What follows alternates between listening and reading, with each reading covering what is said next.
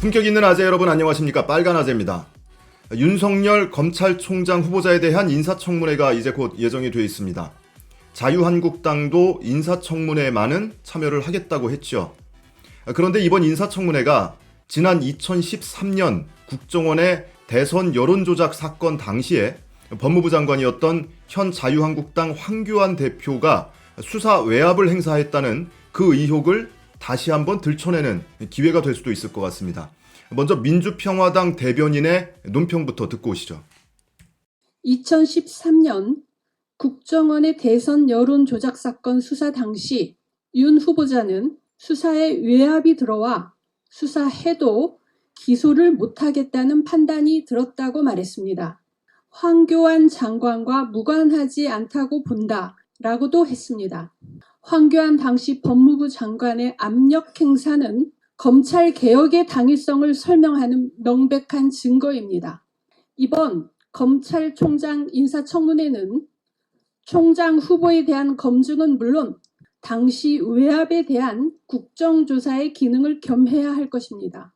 한국당은 도둑이 제발 저린 것이 아니라면 반대만 할 것이 아니라 청문회에서 철저한 검증을 준비하시기 바랍니다. 또 증인 출석과 증언 등의 방법으로 외압에 대한 조사에도 적극 협조하기 바랍니다. 자, 이렇게 인사청문회 과정에서 황교안 전 법무부 장관의 수사 외압 의혹이 다시 불거질 수 있는 이런 상황이 될 수도 있습니다. 이러자 황교안 대표가 언론과의 인터뷰를 했는데요. 누구하고도 악연이 없고 당시의 원칙대로 했다 이렇게 주장을 했죠. 법무부 장관은 수사 보고를 받고 그에 대한 의견을 이야기할 수 있다. 합법적인 이야기를 한 것 외에는 당시에 부당한 압력은 없었다. 자, 누가 불법을 했다고 한 게 아니죠. 그런데 어쨌든 당시에 얘기했다는 합법적인 선에서 얘기했다는 그 의견이 뭐였냐는 거예요. 혹시 축소수사 또는 국정원을 비호하는 이런 의견이 아니었을까 하는 강한 의심이 있는 거죠. 자, 이러다 보니까 이번 인사청문회 준비 단계에서 증인 채택하는 문제 그리고 참고인 채택하는 문제부터 아마 심하게 언쟁이 시작될 것 같습니다. 민주평화당 논평에서도 증인 출석과 증언 등의 방법으로 외압에 대한 조사에도 적극 협조하기 바란다. 이렇게 자유한국당에 선공을 날렸어요. 그럼 증인 출석은 누굴 얘기하는 걸까요? 아마 당시의 법무부 장관 그리고 법무부의 검찰국장 그리고 검찰총장 서울중앙지검장 이런 정도가 되겠죠. 당시의 법무부 장관은 황교안 현 자유한국당 대표고요.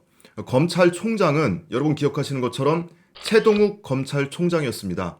최동욱 검찰총장도 윤석열 검사와 마찬가지로 당시에 이 국정원 댓글 수사를 세게 지휘를 하다가 결국에는 밀려 옷 벗고 나갔죠. 자, 그리고 증언 등의 방법으로 협조해야 된다. 민주평화당에서 이렇게 얘기를 했는데 그 증언이라 하면 당시에 이 수사 지휘 라인에 있었던 그 당사자들 중에 한 명일 수도 있는 거 아닙니까? 한 명일 수도 있고 전부일 수도 있죠. 그러면 황교안 대표에게 증인 채택을 해서 또는 참고인 채택을 해서 증언을 해라 이렇게 요구를 할 수도 있는 거죠. 그러다 보니까 이번 이 인사청문회 과정에서 이 증인 채택하고 참고인 채택하는 문제부터 심하게 논쟁이 붙을 거다 이렇게 예상이 가능합니다.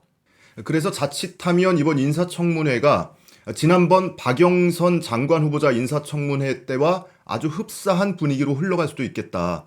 당시 여러분 기억을 하시겠지만 박영선 중소벤처기업부 장관 후보자 인사청문회 당시에 질문에 대한 답변을 하면서 박영선 후보자가 황교안 전 법무부 장관에게 김학의 동영상을 보여주거나 언급을 하면서 김학의에 대한 문제점을 얘기를 했었다고 했죠. 그러니까 황교안 현 대표가 당시에 이 김학의 씨의 이 성폭행 사건에 대해서 인지를 하고서도 차관으로 임명을 밀어붙였다. 이런 의혹을 제기를 해서 난리가 났었죠, 국회가. 자, 이번에도 그 못지않은 상황이 연출될 수도 있겠다. 근데 다만 민주당에서는 지금 한국당하고 계속 국회에 들어오는 문제와 관련해서 협상을 또 지속해야 되고 그리고 윤석열 후보자가 먼저 이 얘기를 꺼낼 리는 없잖아요. 그러니까 결과적으로 보면 정의당 또는 이제 민주평화당 정도인데 민주평화당에서 얼마나 세게 이거를 질문을 하고 증인 채택 요구를 하느냐에 따라서 이게 얼마나 크게 논란이 번질지 가름을 할 수 있을 것 같습니다. 자, 어쨌든 이런 분위기로 흘러가자 한국당 민경욱 대변인이 어제 또 논평을 했는데요. 윤석열 검찰총장 후보자 지명과 관련한 논평인데 거기에서 국정원 댓글 수사 관련한 외압과 관련해서 언급을 합니다. 그 부분 한번 함께 들어보시죠. 윤석열 지검장이 누굽니까? 그는 국정원의 댓글 수사와 관련해 외압 의혹 폭로로 스타 검사가 된 인물입니다. 아니나 다를까 문정부가 들어서자마자 그는 서울중앙지검장으로 올랐고 그 이후 야권 인사들을 향해 강압적인 수사와 압수수색 등으로 자신이 문재인 사람임을 몸소 보여주었습니다.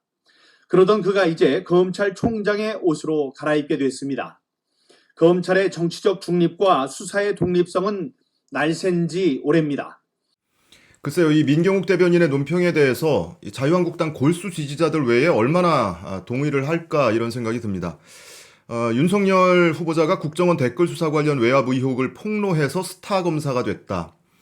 물론 뭐 많이 국민들의 기억에 각인이 됐죠. 그런데 스타 검사가 된 게 아니고 한직으로 밀려다녔잖아요. 그것도 한 번도 아니고 두 번씩이나 대구고검, 대전고검으로 밀려다녔죠. 그리고 또 하나, 검찰의 중립성, 정치적 중립성과 수사의 독립성이 날샌 지 오래다. 검찰의 정치적 중립성을 가장 크게 확보할 수 있는 대표적인 인물이 윤석열 씨 말고 또 누가 있습니까? 윤석열 후보자가 다들 기억하시는 것처럼 MB 때도 마찬가지고 박근혜 정권 때도 살아있는 권력을 향해서 눈치 안 보고 정치적 외압에도 굴하지 않고 수사를 밀어붙였던 사람이에요. 자신의 일신상의 불이익까지 감수를 하면서.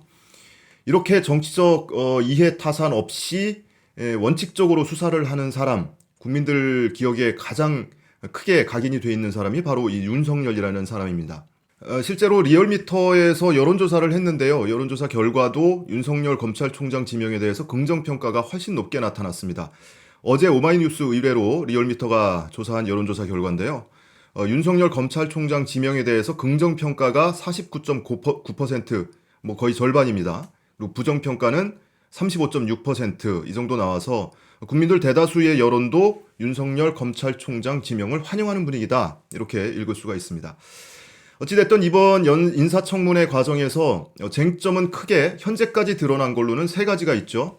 첫 번째로 재산 문제, 그리고 장모의 사기 사건 연루 문제, 그리고 코드 인사 문제.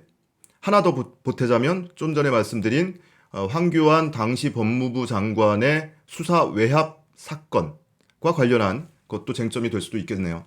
어쨌든 하나씩 살펴보면 재산과 관련해서는 65억여 원. 와, 많죠. 근데 본인 재산은 2억여 원밖에 안 된다고 해요. 나머지 모두 부인 김건희 씨 재산이다. 그 중에 50억 원 정도가 뭐 예금 등 금융 자산이고 14억 원 정도가 이제 부동산이라고 하죠. 많이 부러워하겠네요. 그죠? 자, 두 번째.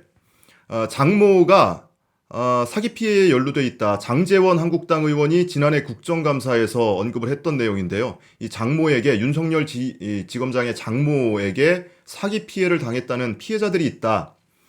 그러면 피해를 입었으면 뭐 형사고소를 하든지 민사소송을 하든지, 그런데 뭐 그런 소송이 있었다, 고소가 있었다라는 얘기는 아직 나오질 않고 있어요. 이건 법적인 문제니까 사기 사건이라면 그 민형사 소송이 있어야 증빙이 되는 거죠. 그런데 아직은 그냥 의혹 제기에 불과하다. 그리고 세 번째, 코드 인사. 이 코드 인사 문제는요, 들추면 들출수록 오히려 전 정권의 치부가 드러날 수도 있습니다. 이 코드 인사 짚으려다가 황교안한테 역공이 가게 하는 그런 효과로 나타날 수도 있는 거죠. 조금 전에 짚어본 대로. 마치 최근에 김제동 씨 강연료 문제를 자꾸 터치를 하니까 김제동 씨에 대해서 자꾸 파괴되죠. 근데 파면 팔수록 그 사람의 선행만 드러나는 꼴이잖아요. 이 코드 인사 문제도 자꾸 다루다 보면, 억지 논리를 펴다 보면 오히려 역공을 받을 수도 있다. 이런 생각도 들고요.